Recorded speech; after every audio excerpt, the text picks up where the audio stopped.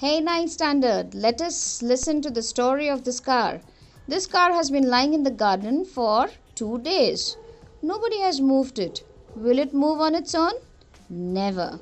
So, the tendency of any object by virtue of which it does not change its position of rest is known as inertia of rest.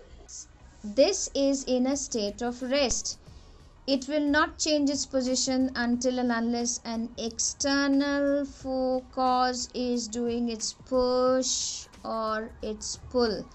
This external force, by virtue of which it is changing from state of rest, that is inertia of rest, to inertia of motion, is known as force. Force is that external cause which changes the state of rest or changes the inertia of motion.